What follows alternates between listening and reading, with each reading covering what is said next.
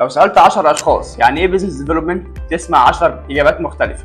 ناس كتير هتقول لك ده بس بيبيع، ناس تانية تقول لك ده مدير علاقات عامة، بس الحقيقة إن المجال ده أهم وأخطر من كده بكتير، وأنا هنا عشان أوضح لك الصورة زي ما هي ومن قلب السوق.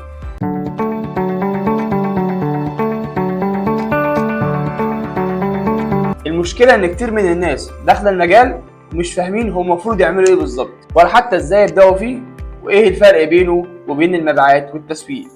والنتيجة ناس كتير بتدخل تشتغل في الآخر تكتشف إن مش هو ده البيزنس ديفلوبمنت أصلا. ناس بيشتغلوا شغل مش شغلهم ويفقدوا فعلا فرص حقيقية للنمو، وفي الآخر بيطلعوا من المجال بدون ما يحققوا أي نتائج. بس لازم تعرف إن دي مش مجرد مشكلة عادية، دي مشكلة مصير شغل، مشكلة فرص ضايعة، مشكلة سوق مش لاقي الكفاءات الحقيقية. يعني في الآخر أنت مش محتاج بس تفهم، أنت محتاج تفهم صح عشان تبني كارير فعلي. علشان كده في القناة دي هجاوبك على الأسئلة اللي محيرة الكل.